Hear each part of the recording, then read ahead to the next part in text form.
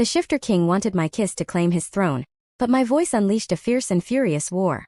Part 1. The summons arrived on the night I swore I'd never speak again. I was standing at the edge of the silenced sea, named not for its quiet, but for the witches who drowned there, their voices stolen by the water before their bodies followed, when the raven found me. Black as oil, red as fresh blood around its leg where the message tube chafed. It landed on the driftwood throne I'd built from shipwreck bones and stared at me with eyes that knew too much. I didn't reach for the tube. I knew what it contained. The Shifter King had been hunting me for 3 months, ever since the Oracle of Thorn Mountain screamed her prophecy and clawed her own eyes out rather than see what came next. The throne of fang and fur will stand only where the silenced daughter speaks love.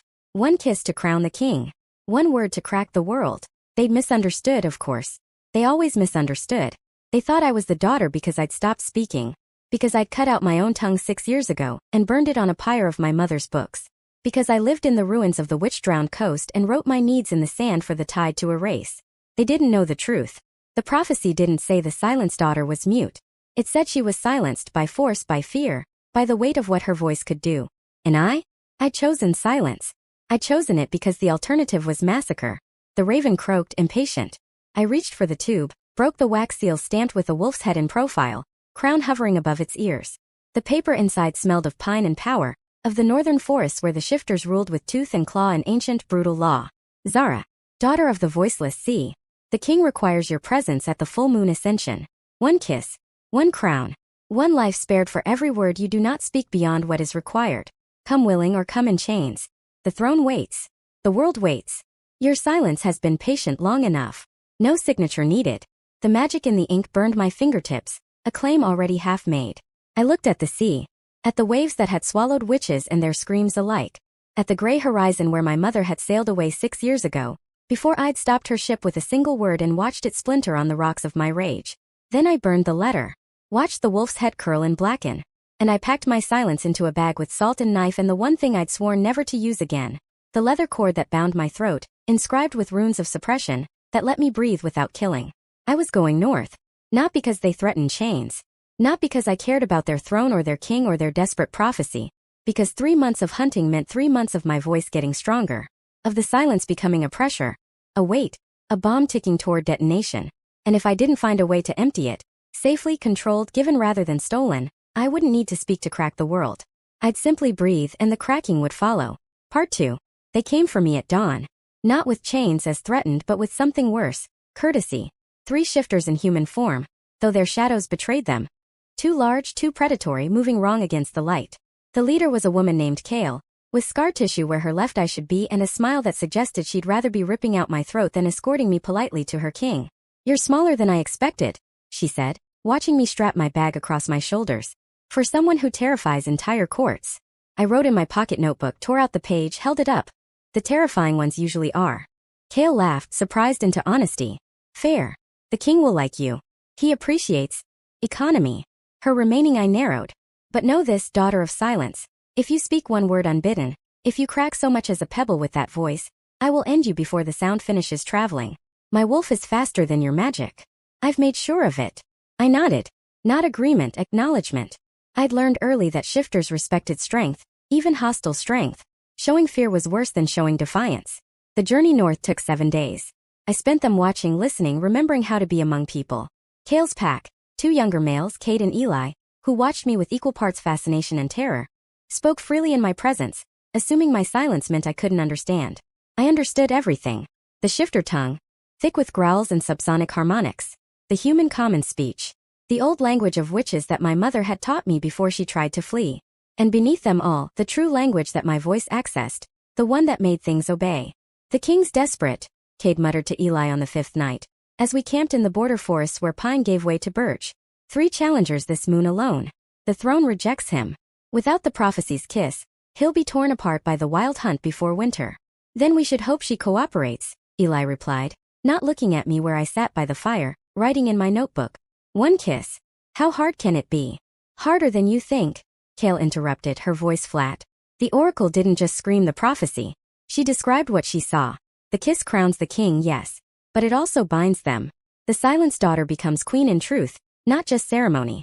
And if she speaks, really speaks with intent, while bound to the throne. She paused, her scarred face unreadable. The world doesn't just crack. It rearranges. I kept my eyes on the fire, but my hand stilled on the page. They knew.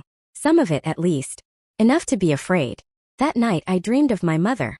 Not the flight, not the splintering ship, but before. When she'd held my face in her hands and said, "Your voice is a kingdom, Zara. Every word a subject. Every sentence a law. Be careful who you rule." I'd been 12. I thought she was being poetic. The border crossing came on the 7th day.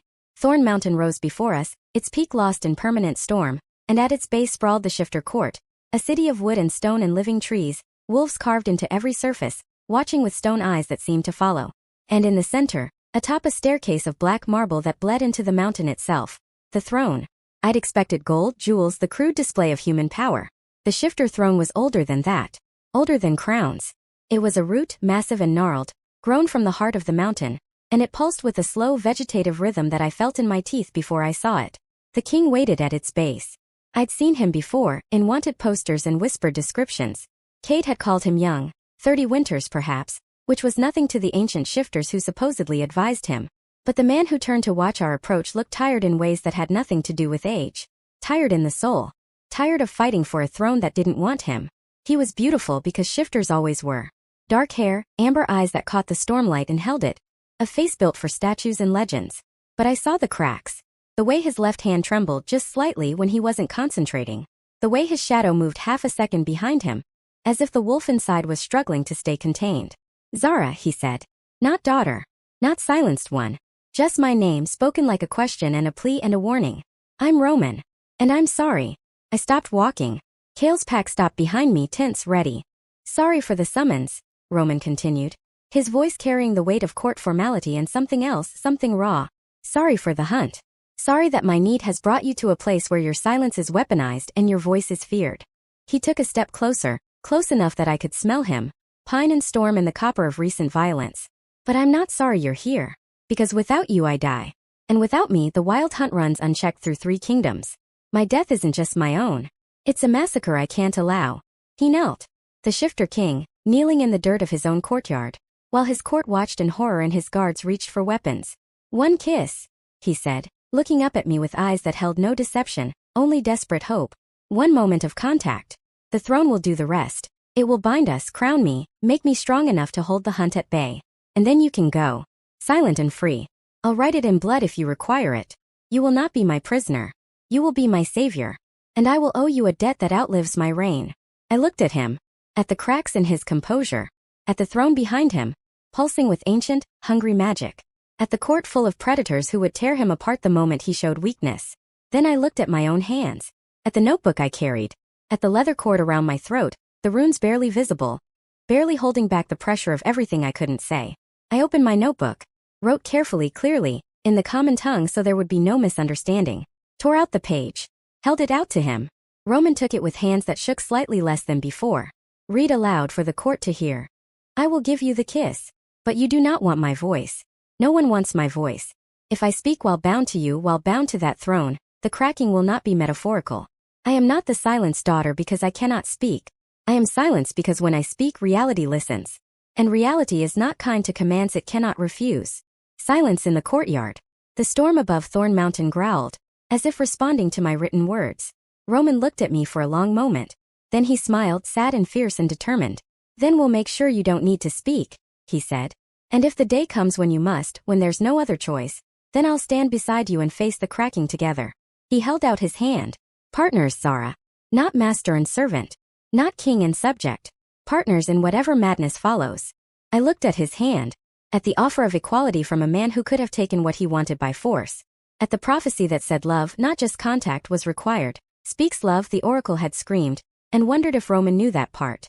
If he understood that a kiss given for politics, for survival, for mercy might not be enough. I took his hand. The contact burned. Not pain recognition. The throne behind us pulsed once hard. And I felt something wake in the mountain's heart. Something that had been waiting for this moment, this pairing, this specific combination of silence and need. Roman felt it too. His eyes widened, amber flashing to gold. "What?" I shook my head. Pulled my hand back. Wrote fast, desperate, "Tomorrow. The kiss happens tomorrow. Tonight I need to prepare. Your throne is hungry, Roman. And it's not hungry for you." I turned and walked toward the quarters Kale indicated, feeling the king's eyes on my back, feeling the throne's attention like a physical weight, feeling my own voice stirring in its cage of runes and will. Tomorrow I would kiss a king, and either crown him or kill us both. Part 3. The throne room was empty when I entered at moonrise. Roman had cleared it, per my written request. No court. No guards. No witnesses to what might fail, what might kill, what might transform. Just the king, standing at the base of the gnarled root throne, dressed simply in black and gray, no crown, no regalia. As if this were a private meeting, not the salvation of his kingdom. You came, he said, relief breaking his voice. I nodded, walked toward him. Each step felt heavy, as if the mountain itself were pressing down, trying to hold me back, or hold me down. The throne pulsed. I felt it in my bones, in the runes at my throat, in the place where my tongue had been. It was excited, hungry. It had waited centuries for this specific combination. The voice that commanded reality, paired with the wolf who could barely hold his pack. Zara. Roman reached for me, stopped himself. Before we do this, the prophecy said love. Not just a kiss. Not just contact. The oracle screamed that the silenced daughter must speak love for the crown to hold. He met my eyes, desperate and honest. I don't expect love. I don't expect anything but your presence and your courage. But I need you to know, if this fails because the throne demands what I cannot force, the fault is mine. Not yours. I looked at him. At the man who had knelt before his court for a stranger. Who had offered partnership instead of command. Who was preparing to take responsibility for a magical system that required emotion as currency. I reached up, touched the leather cord at my throat. The runes warmed under my fingers, warning, holding. Then I took out my notebook. Wrote. Love is a word. I have many words. The throne doesn't know the difference. It was a lie. I knew it was a lie even as I wrote it. The throne was ancient, older than language, older than the distinction between truth and performance. It would know. But Roman smiled, grateful for the comfort, and I let him have it. We were both walking into darkness. False hope was still hope. Together, he said, and held out his hand. I took it. Stepped close. Close enough to feel his heat, his heartbeat, the tremor in his frame that he couldn't quite suppress. The throne's pulsing matched his heart, I realized. It was feeding on him already, draining his strength to maintain its own magic. No wonder he was failing. No wonder challengers came every moon. The crown wasn't meant to be held alone. I looked up at him, at the desperate hope in his eyes, at the cracks in his beautiful, tired face. And I rose on my toes and kissed him. The world shattered. Not metaphorically, not magically, physically. The stone beneath our feet cracked in radial patterns. The air screamed, a sound too high and too low simultaneously, the frequency of reality being rewritten. The throne behind us exploded with light. Not silver, not gold, but something white, something that contained all colors and none, something that looked at us and recognized us. Roman made a sound against my mouth. Not pleasure, not pain, but shock. His arms came around me, not embracing but clinging, as if I were the only solid thing in a dissolving world. And I felt it. Felt the binding the prophecy had promised, but wrong, twisted from its intended shape. The throne wasn't just crowning Roman. It was reaching through him, through our contact, through the kiss. And finding my voice. The runes at my throat burned. The leather cord turned to ash in a heartbeat, too slow, too late. I tried to pull back, to break the kiss, to scream without sound. But my voice had been waiting. Starved. Silence for 6 years of accumulation. 6 years of pressure. 6 years of words unspoken and commands ungiven. Didn't need my tongue. It had never needed my tongue. The first sound emerged from my chest, from the hollow where my heart hammered against ribs that suddenly felt thin, suddenly felt temporary. It wasn't speech. It wasn't language. It was intention made audible while given frequency, and it said, enough. The throne room obeyed. The white light shattered into fragments, each one becoming a thing. A wolf of light, a crown of bone, a sword of storm, a voice that spoke in thunder. Roman was thrown backward, slamming against the throne itself, his body changing, forced into wolf form by the power that suddenly filled him, overfilled him, made him a vessel for something too large for skin. And I was still speaking, still commanding. The voice poured out of me, through me, from me, and it had 6 years of backlog to process. Every unspoken word, every suppressed desire, every no and please and don't leave me that I'd swallowed rather than risk. The mountain heard. Thorn Mountain, ancient and patient, responded to my voice as everything always did. The stone cracked deeper. The storm above intensified, lightning striking the peak again and again, answering my frequency. And beneath the mountain, within it, something woke. Something that had been sleeping since before shifters, before thrones, before prophecies. The wild hunt. I thought it was a metaphor. A story. The spectral wolves that Roman feared. The force that would run unchecked if his throne failed. I thought they were legend, morality tale, symbol. They weren't. They were prisoners. bound in the mountain's heart by the same ancient magic that grew the throne, kept sleeping by the crown's power. And my voice cracking the world, rewriting reality, had just shattered their cage. Roman's howl cut through my cascade of sound. Not human, not entirely wolf, but something new, something the throne had made him. He was on his feet, fur black as the void between stars, eyes burning white with borrowed power. He leaped toward me. Not attacking, interposing, putting himself between me and the thing that was rising from the cracked floor. The first huntsman emerged. It wore a crown of its own, antlers that dripped with shadow, and its face was Roman's face, worn, ancient, hungry in ways the young king had never been. The wild hunt wasn't wolves. It was kings. Every shifter king who'd ever held the throne, who'd ever died and been absorbed into its roots, resurrected by my voices cracking and furious at their awakening. Silenceddaughter. The thing with Roman's face said, its voice the sound of forests burning, of packs tearing themselves apart, of thrones toppling. You have given us voice. You have given us freedom. And we will use both to remake what your kind has broken. Roman, my Roman, young and desperate and alive, threw himself at the huntsman. They collided with a sound like continents meeting, like prophecy fulfilling itself wrong. And I stood in the center of the maelstrom, my voice finally spent, my throat raw from sound it had never been meant to make, and watched the war I'd just unleashed.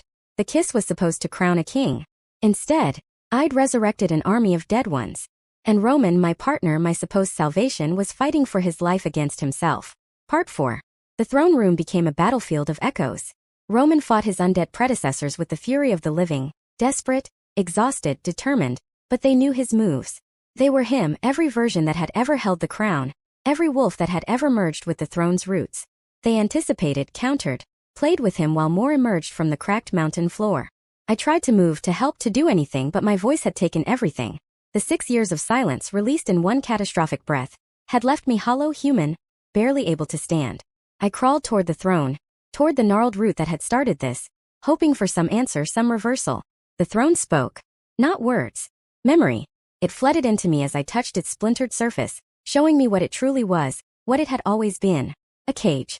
Not for the wild hunt. For me. The Silenceddaughter wasn't a role. It was a title passed down through generations of women with voices like mine, women who could command reality, women who were dangerous to the natural order. The throne had been grown to focus us, to channel our power into something controllable.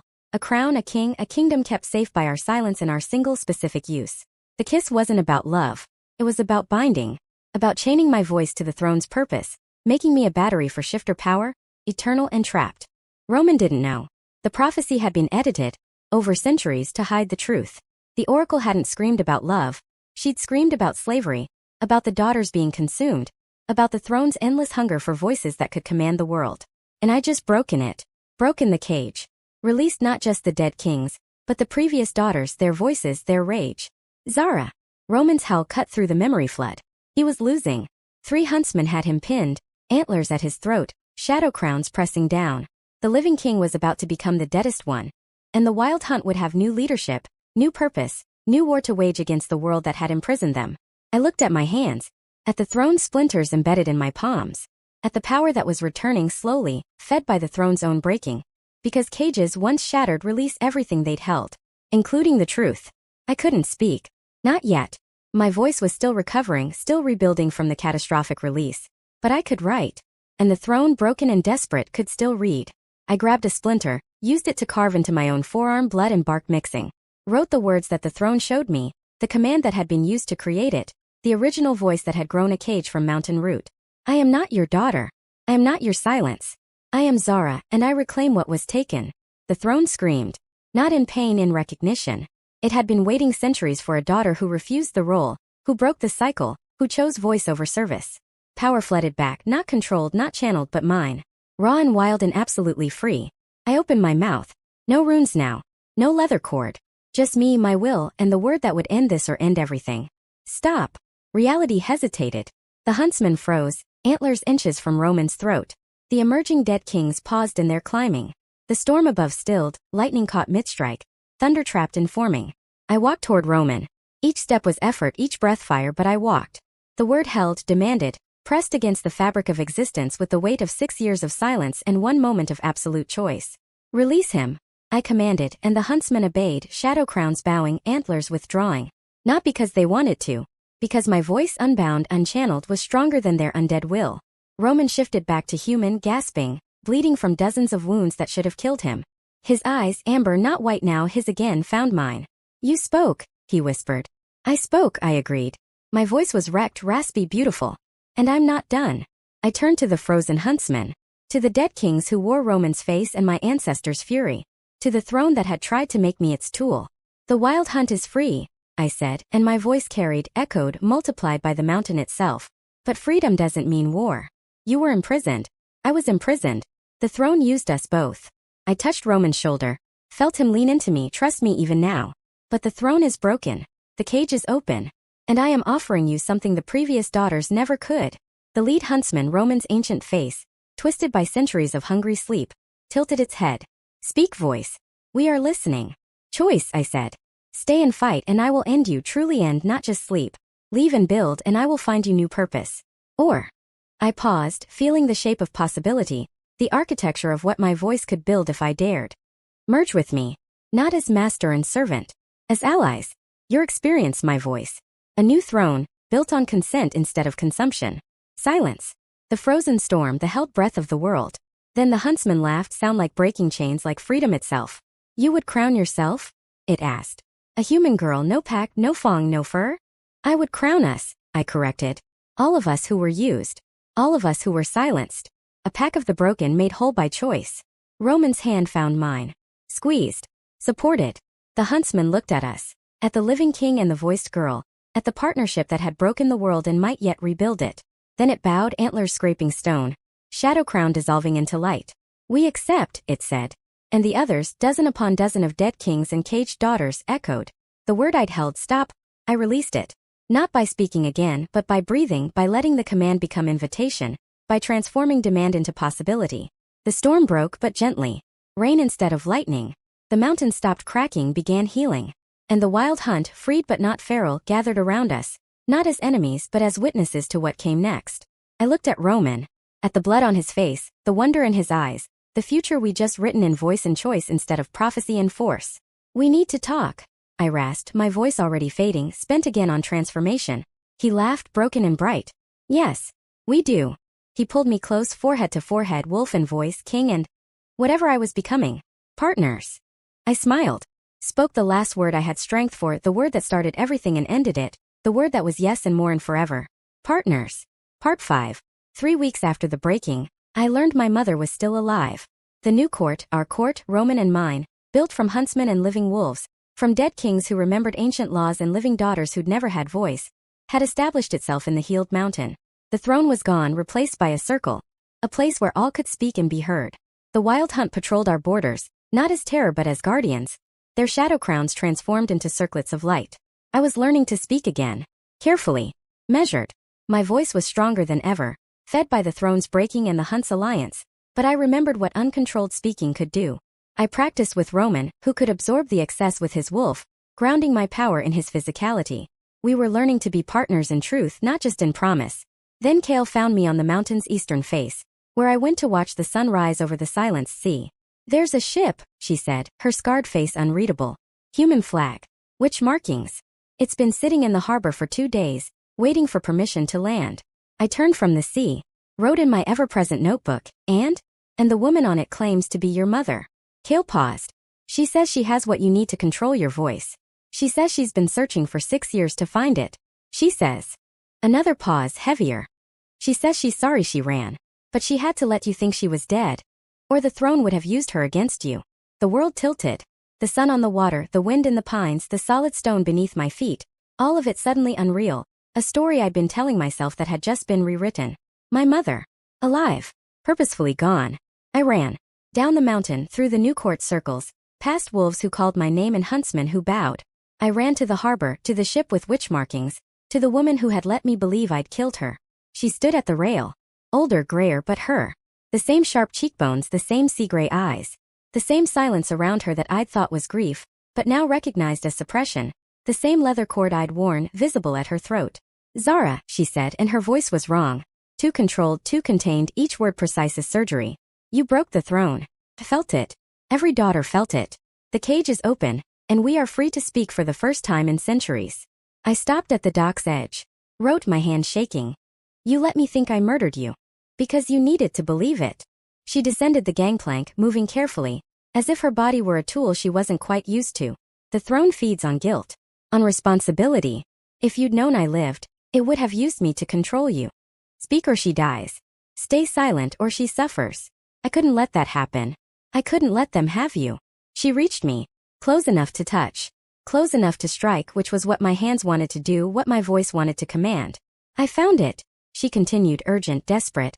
What I was searching for. The origin. The first voice. Zara, the throne wasn't built to control daughters. The throne was built to protect the world from us. Because we aren't human. We aren't witch. We're God-touched, Roman said. I hadn't heard him approach. He stood behind me, wolf close, ready to interpose himself between me and any threat. His amber eyes were fixed on my mother with something between recognition and horror. The Wild Hunt remembers, he said quietly. The first kings didn't grow the throne from mountain root. They found it. And they found it because something had already tried to use a daughter's voice to unmake reality. The throne was a lock, not just a cage. A lock on a door that leads somewhere else.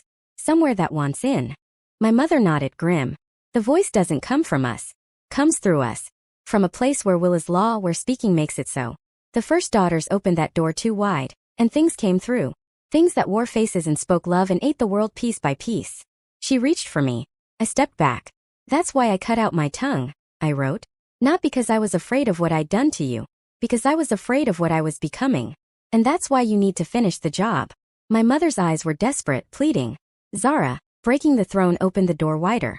The alliance with the hunt, the new court, the power you're building, it's all feeding the connection. Making it stronger. Soon you'll be able to speak things into existence without even trying. And when that happens, the things on the other side won't need to wear faces anymore. They'll just be. Every word you speak will be their footstep into our world. Roman's hand found my shoulder. Steady. Present. What does she need to do? He asked my mother, but his eyes were on me. Silence again. Permanent this time. Not just tongue voice. The cord I wear, the runes, they can be made permanent. Irreversible. My mother touched her own throat, her leather cord. I've done it. I can teach you. We can be silent together, you and I, and the door will close, and the world will be safe from what we carry. I looked at her. At the woman who had abandoned me to guilt and grief, who had planned my suffering for the greater good. At the cord that bound her voice, that made her less than she could be. Then I looked at Roman. At the king who had knelt for me, who fought beside me, who was learning to share power instead of hoard it. I wrote slowly, clearly, letting them both read. No. My mother's face crumpled. Zara, you don't understand. I understand that you ran. I understand that you let me suffer alone. I understand that your solution to power is fear and hiding and making yourself less. I tore out the page, wrote more. But I am not you. I broke the throne. I made the dead kings bow. I found another way. The other way is dangerous, my mother insisted. The more you speak, the wider the door opens. Then I'll learn to speak carefully. To speak truth instead of command. To build instead of unmake. I touched Roman's hand, felt his strength flow into me, grounding my power. Partnership instead of control. Choice instead of force. That's what keeps the door closed. Not silence but consent. Speaking with, not speaking at. Roman stepped forward, putting himself between me and my mother. Not as shield but as witness. She's right, he said. I felt her voice. When it's commands, when it's demand, it resonates with something else. But when it's choice, when it's partnership. He looked back at me, smiled. Feels like home. Like pack. Like the best parts of being wolf, where no one leads alone. My mother stared at us. At the circle we'd formed, the balance we'd found. You're both fools, she whispered. The things on the other side of that door, they're not wolves. They're not kings. They're hunger wearing the shape of possibility. And when they come through, and they will, Zara, they won't care about your partnership. They'll eat it first. She turned back to her ship. Paused at the gangplank.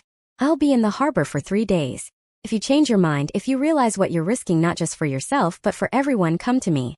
I'll still teach you the final silence. I'll still save you from becoming the door that destroys the world. She left. I watched her go, feeling the weight of her warning. The truth in it that I couldn't deny. The door was open wider. The things on the other side were listening. And every word I spoke, every command I gave, every choice I made with voice instead of silence, it was an invitation. But silence was a prison. Silence was the throne's tool, my mother's cage, the absence that had nearly destroyed me from the inside. Partnership. Truth. Speaking with instead of at. That was the path I'd chosen. The only path that felt like me. Roman's arm came around my waist. We'll face it together, he said. Whatever comes through. Whatever you become. Partners. I leaned into him. Spoke softly, carefully, the word that was becoming my anchor, my truth. Partners. Behind us, the mountain hummed. The wild hunt circled. And somewhere in the space between words, something ancient and hungry smiled, waiting for me to speak again. Part 6.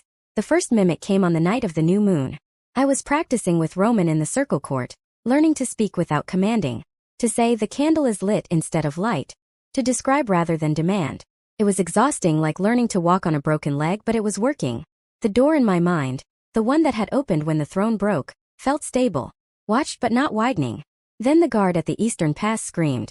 Not in pain. In recognition. We found him kneeling in the snow, weeping, reaching towards something that wore his mother's face.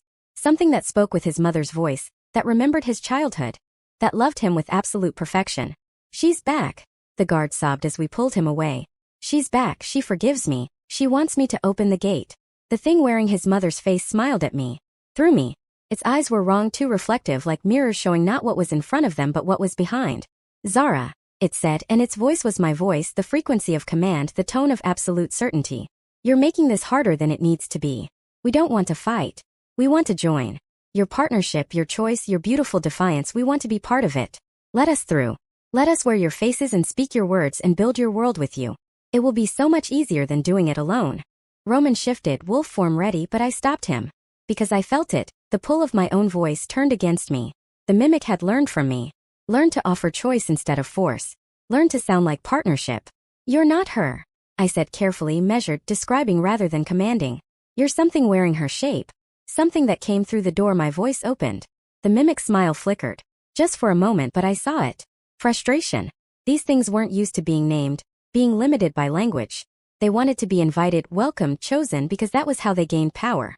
Not through theft but through consent. Clever girl, it said. And now its voice was layered, multiple, a chorus wearing one face. But cleverness won't close the door.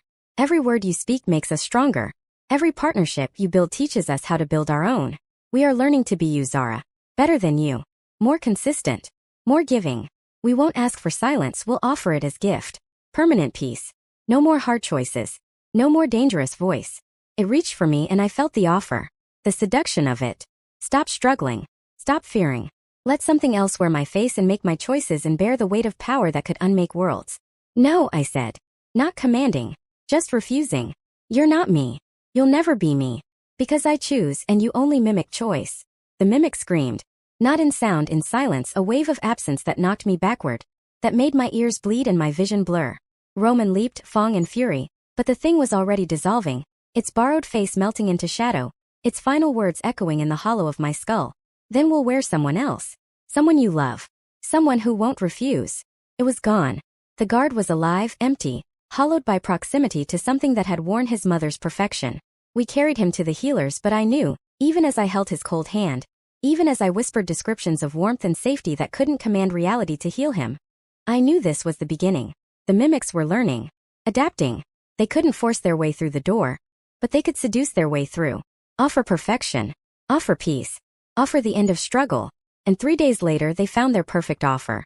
Roman disappeared in the night. No struggle, no scent, no trail. Just gone from our bed, our circle, our pack. In his place, a note in his handwriting, or perfect imitation of it. Gone to negotiate. The mimics have something I need. Don't follow. Don't speak. I'll return when it's done. I knew it was lie. I knew because Roman would never ask me to be silent, never forbid my voice. But I also knew because I could feel it, the faint, familiar frequency of my own power, distorted and redirected, wearing his shape somewhere in the dark. They had him. Or worse, they had become him, and the real Roman was trapped in the space between words. In the door my voice had opened. Kale found me at the dock, staring at my mother's ship. You can't go to her, the scarred warrior said. The final silence, it's death, Zara. Not metaphor. Your voice is tied to your life now. Cut it out completely and you cut out your heart. I know, I whispered. The first word I'd spoken without measure, without care. And I felt the door widen slightly, felt something on the other side reach. Then what? I turned to her. To the woman who'd threatened to kill me. Who'd become my ally, who understood sacrifice better than most. I'm going to finish what I started, I said. Not silence. Not surrender. I'm going to go through the door. Find where they're keeping Roman. And I'm going to speak to whatever rules that place, not as command but as diplomacy. As partnership.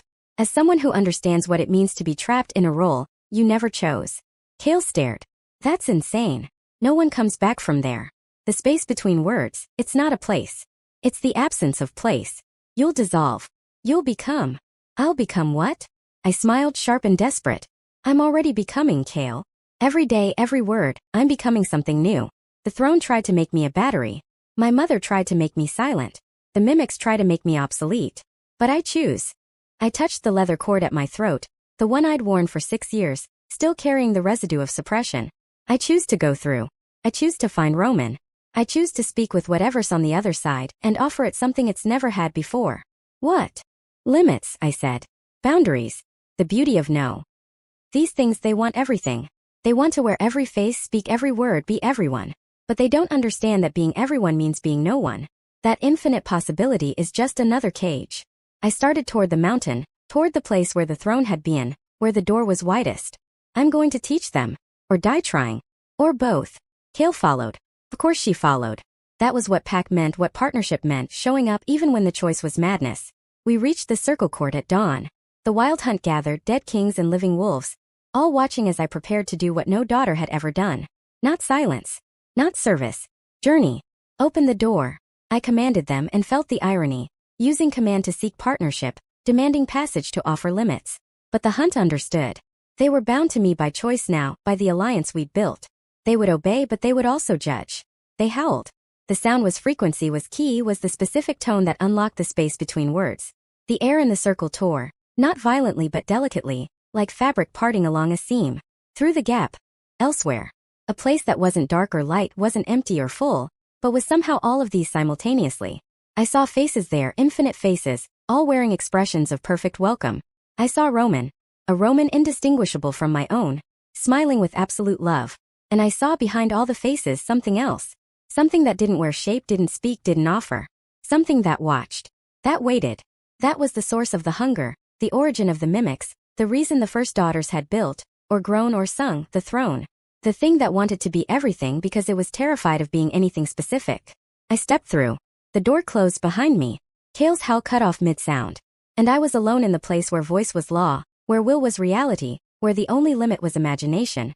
And the mimics had no imagination. Only imitation.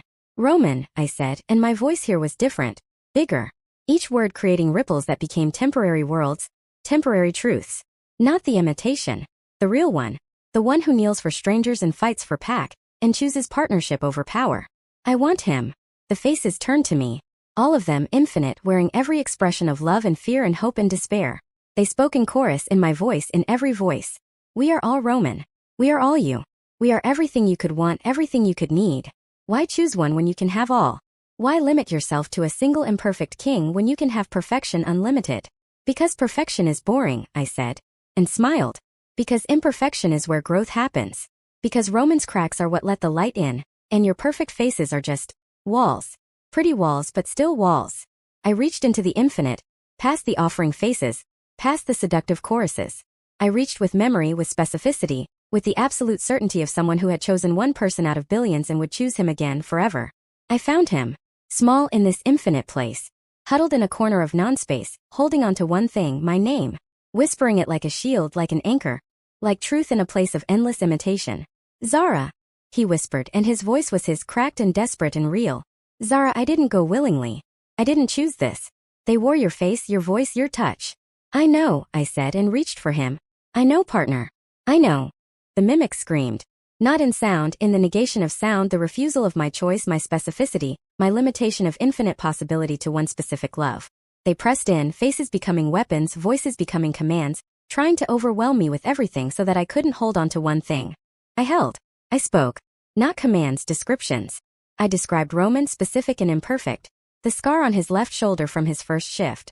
The way he laughed too loud at bad jokes. The tremor in his hands when he was exhausted but refused to show weakness. The exact shade of amber in his eyes, not gold, not brown but amber, like honey in sunlight, like the color of choosing to trust. Each description made him more real. Each detail made the mimics less able to imitate him. Because they could copy surface but not history. They could wear shape but not story. Zara. Roman gasped, becoming solid in my arms, becoming present. The door, it's closed. We can't. I'm not going back, I said. And knew it was true. Not the same way. I opened this door with my voice with uncontrolled command. I need to close it from this side. Permanently. Not with silence, with definition. With the clear boundary between here and there. Between mimic and original. Between infinite possibility and chosen reality. You'll be trapped. I'll be limiting, I corrected, smiling. I'll be the thing these mimics can't understand. Someone who chooses one place, one person, one voice. I'll be the door itself, Roman. Not open, not closed. Guarded. Present but defined. And you. I touched his face, memorizing the specific roughness of his stubble, the particular warmth of his skin. You'll go back. Tell them what I did.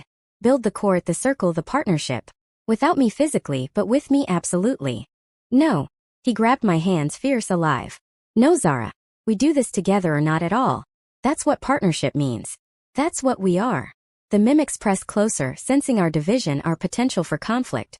They loved conflict. It made us easier to imitate, to replace, to become. I looked at Roman. At the man who had knelt for me, fought for me, chosen me when silence was easier. And I made my choice. Then we redefined the door, I said. Not me on this side, you on that. Both of us as the door. As the boundary. As the limit that makes meaning possible. I spoke. Here in the space between words, my voice had power beyond measure. But I didn't command. I described. I described us. Two people, specific and imperfect, choosing each other against infinite possibility. I described our story. The summons and the kiss, the breaking and the alliance, the mother's betrayal and the mimic's seduction. I described our future. Not perfect, not easy, but real. The description became architecture. The story became structure. Roman and I, intertwined, became the door itself. Not open, not closed, but present. Guarded. Defined. The mimics screamed again, but this time in frustration, not attack. Because we had done what they couldn't. We had chosen limits and made them beautiful. We had found freedom in definition, power in specificity, love in one instead of all. We stepped through. Together. The door, our door, us, settling into the place where the throne had been, where the circle now stood, where the wild hunt watched in awe and terror and recognition. We had become something new. Not God, not monster, not daughter or king or hunt. The boundary. The choice. The limit that made love possible. Part 7. We didn't die. We didn't dissolve. We became present in a way that felt like more than physical existence, less than godhood. I could feel the entire court. The circle, the hunt, the wolves and dead kings and visitors from distant lands, all the time. Not as invasion but as awareness. They moved through us, around us, within the boundary we had become. And when they spoke truth, when they chose genuinely, we resonated. We answered. When they lied, when they imitated choice without meaning it, we went silent. Cold. The boundary that could not be crossed without genuine transformation. Roman experienced it differently. His wolf had merged with the door nature, becoming something that could patrol not just physical territory, but the edges of meaning itself. He hunted mimics that tried to slip through in dreams, in whispers, in the spaces between intention and action. We were together. Always. But we were also more, and the moreness was hard to hold on to, hard to remember as human, as specific. Then my mother came to the circle. Not to the dock, not to the ship. She walked into the center of the court, removed her leather cord and spoke. Zara. Roman. I was wrong. The door, that was us, resonated. Her words were true. Measured. Chosen. Silence isn't safety. I spent 6 years silent and the mimic still found me. Still wore my face, my memories, my love for you. She touched her throat where the cord had left marks. They can't be stopped by absence. They can only be stopped by definition. By the hard work of being specific, being real, being limited in a world that offers infinite escape. She knelt. Not to us, to the circle, to the principle we represented. I want to learn, she said. I want to help guard the door. Not from outside with silence. From inside with truth. With the hard, specific, imperfect truth of who I am, and what I've done and what I choose to become. I felt Roman's presence harmonize with mine. Felt our shared yes, our recognition that this was how doors worked, not by keeping everyone out but by letting some through. The transformed. The choosing. Welcome, we said, not in words but in resonance, in the specific frequency of boundary that said you may pass but only as yourself. My mother stepped through us. Felt the test, the mimic check, the truth verification and emerged defined on the other side. Weeping. Free. More herself than she'd been in decades. Others followed. Kale choosing to stop being weapon and start being guardian. Cade and Eli choosing partnership over pack rank. Dead kings choosing release from memory into genuine death, or transformation into something new. Each choice strengthened us. Each definition made the boundary clearer. The door more real, the mimics more frustrated. But they were learning. As we'd feared, as we'd known, they were adapting. The knocking started on the winter solstice. Not physical, conceptual. A rhythm in the space between thoughts, a pattern in dreams. The mimics had found something we hadn't anticipated. They couldn't cross the door as themselves, but they could ask to be invited as ideas, as possibilities, as temptations. Let us be your doubt, they whispered to the sleepers. Let us be your second-guessing, your what-if, your fear that your choice limits you too much. We're not invasion. We're option. We're the freedom you gave up when you became specific. I felt sleepers stirring. Felt the temptation myself. The seductive whisper that being a door was prison. That Roman and I had traded infinite possibility for a gilded cage. That we could be more if we just dissolved a little. Became less defined. More welcoming. Roman fought it differently. His wolf aspect hunted the whispers. Tore them apart in the dream territory. But they reformed. They always reformed. Because they were true in their way. Doubt was real. Fear was real. The cost of definition, of commitment, of love, it was real, and the mimics could wear it perfectly. We need to change, I said to Roman, in the space that was us, that was our shared consciousness. The door can't just be boundary. It needs to be transformation. Not keeping the mimics out, but teaching them, changing them, making them understand why limits matter. How? We invite one through. Deliberately. Contained. And we show it, make it experience what specificity means. What love means. What being one thing instead of everything feels like. Roman's fear was a cold wind through our shared space. That's how they win, Zara. By being invited. Once they're through, we transform them. Or they transform us. Or both.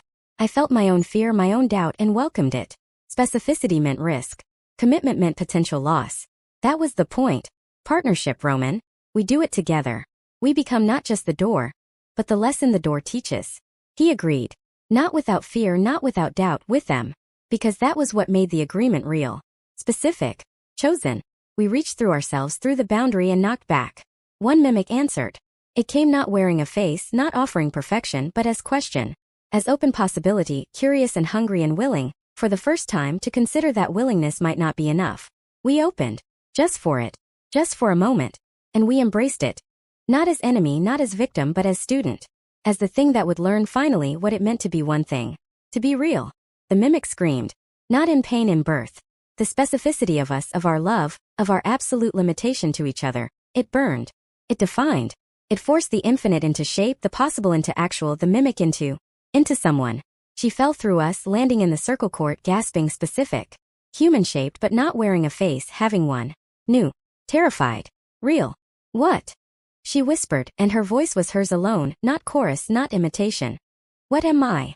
You're you, I said, speaking through the court, through the air, through the world that was us and more than us. You're limited. You're mortal. You're capable of choice and mistake and growth and death.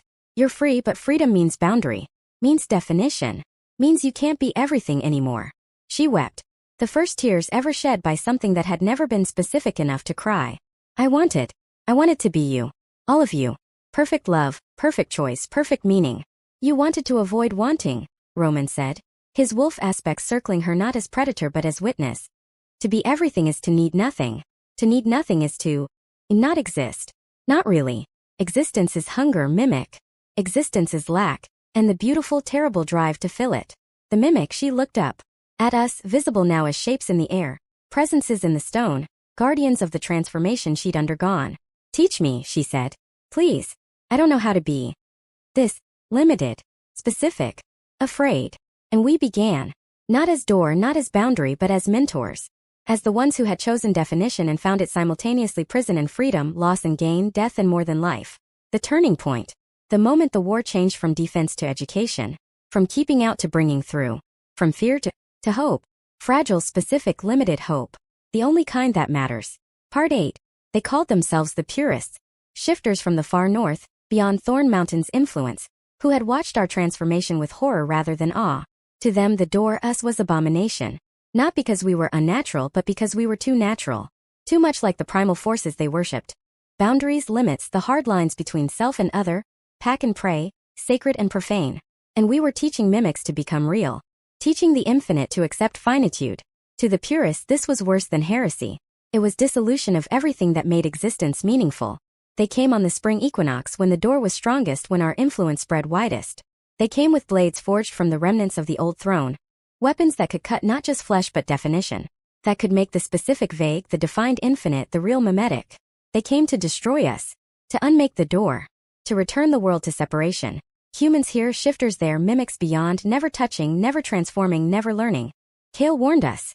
My mother stood with us. The transformed mimic Nia, she'd named herself. A sound that meant new, in a language she'd invented for herself. Trembled in the circle's center, still learning what fear meant, what courage required. They'll unmake you, Kale said. Those blades, they don't just kill. They dissolve. Return things to potential, to possibility, to the chaos before choice. Then we choose, Roman said. His wolf aspect massive, defined, terrifying in its specificity. We choose to be the door that opens for transformation, not for destruction. We choose to guard the mimics learning to be real, not just the world learning to be safe. I felt the purists approaching, felt their blades cutting through my extended awareness, making me less defined, less present, more like the infinite chaos I'd rejected. We can't fight them directly, I realized. They're weapons, they're the opposite of us. We define, they unmake. Direct conflict would dissolve us both, return everything to the space between words. Then we don't fight directly. Nia stepped forward, still trembling, still new but choosing. Choosing to be brave, which was different from being fearless. Fearless was infinite possibility. Brave was specific choice despite fear. I know them. I was them. I know what they want, what they lack. She walked toward the approaching purists, unarmed, undefined enough still that their blades didn't cut her, not completely. You want boundaries, she said, her voice carrying the frequency of her transformation, the specific sound of becoming. You want the world to make sense, to have edges, to be safe in its separations. But you're going about it wrong. You're trying to enforce limits from outside. With fear. With violence. With unmaking. The purest leader, a woman with eyes like fractured ice, raised her blade. You are abomination. Infinite wearing finite mask. You prove our point. Without enforcement, boundaries dissolve. Chaos wins. Chaos doesn't win, Nia said. Chaos is. It's the background, the possibility, the infinite from which everything comes. You can't fight it. You can't unmake it. You can only choose. Again and again, moment by moment, define yourself against it. That's what Zara and Roman do. That's what I learned to do. Not once, not permanently, but continuously. Every breath, every word, every choice, I am specific. I am limited. I am real. And it's terrifying, and it's beautiful. And it's harder than any enforcement, any blade, any unmaking. She reached out. Touched the blade. Let it cut her. Not completely, not enough to dissolve, but enough to bleed. To show that she was real enough to be wounded. That her specificity had cost, had risk, had stakes. This is what you want, she whispered. Not separation enforced by fear. But definition chosen despite fear. Not safety from chaos, but meaning within it. Please, put down the blades. Learn what I learned. What Zara and Roman teach. What the door really is. Not a wall, but a choice. The purest leader stared at Nia's blood. At the specific, finite, real blood of something that had been infinite and was now mortal. I felt her understanding, her resonance through the door that was us.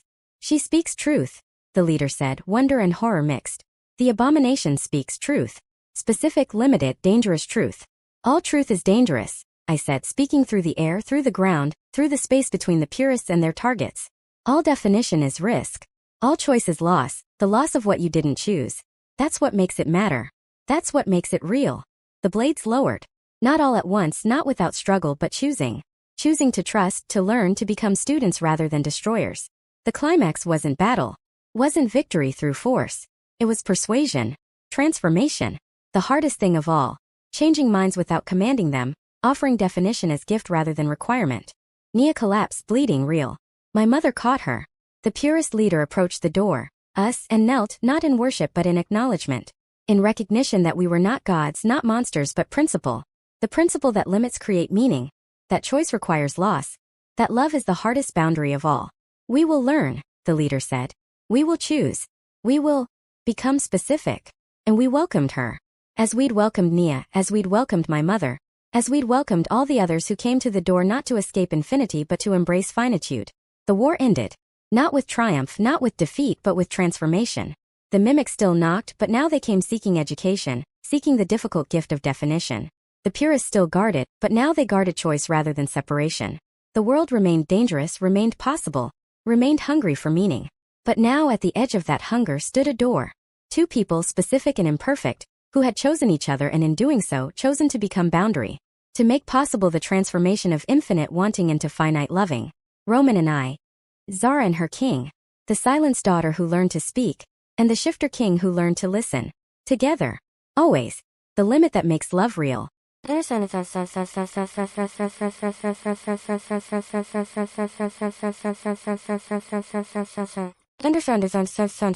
CTA they did it. Not with battle but with truth. Not with force but with transformation. The war is over, the door stands, the mimics are learning to be real. Comment your heart out. Is this the ending you hoped for? What happens to Nia, to the purist, to Zara's mother? And most importantly, what do you choose? Subscribe, hit the bell, because part 9 is the satisfying conclusion, and we're going to see what forever looks like for a girl who became a door and the king who became her frame. Part 9. Years passed. Or moments. Time moves strangely when you are the boundary between infinite and specific. We learn to be mostly present. To withdraw enough to have conversations, to touch, to remember what it felt like to be simply human and wolf, simply girl and king, simply two people who had chosen each other. Nia became the first mimic turned, the proof that transformation was possible. She built a school in the shadow of Thorn Mountain, teaching the infinite how to be finite. Her students were strange, beautiful, difficult, creatures who had worn 1,000 faces learning to hold one, who had spoken in chorus learning to use I. My mother became the school's guardian. Her silence finally chosen rather than enforced. She spoke rarely, but when she did, her words carried the weight of years spent afraid and decades learning courage. The purists became the doorkeepers, not guarding against passage but preparing travelers for transformation. They developed rituals, tests, ways of helping the infinite understand what they were choosing before they chose it. And Roman remained my partner, my anchor, the specific gravity that kept me from dissolving into the boundary, from becoming pure principle rather than person. We found ways to be together. In dreams, in the spaces between moments, in the rare times when we could withdraw completely into human and wolf forms and simply hold each other. You regret it, he said once, not as accusation but as observation. We were lying in the grass of the circle court, physical and present, rare and precious. Sometimes, you regret becoming the door. I considered. The infinite knocking, constant and seductive. The responsibility of transformation, never ending. The loss of simple choice, of being able to simply be rather than mean. Sometimes, I admitted. But regret is part of specificity, isn't it? Part of being real. Infinite possibility doesn't regret. Just become something else. No loss, no gain, no meaning. I turned to face him, memorizing the specific lines of his face, the exact color of his eyes. I choose meaning. I choose you. I choose this even with the regret. Especially with it. He smiled. The smile I'd first seen in desperation, then in partnership, now in peace. Then we're doing it right, he said. The door, the boundary, the transformation, we're doing it right. Because it's hard. Because it costs.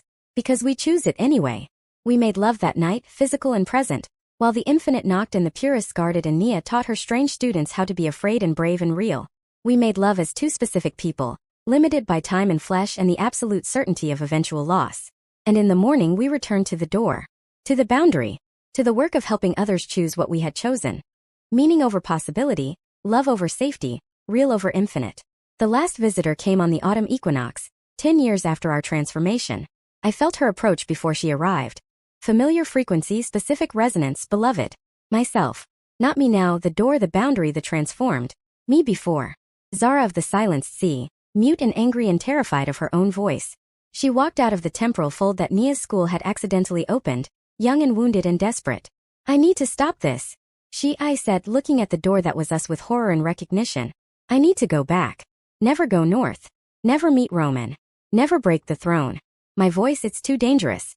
I need to keep it silent, keep it safe.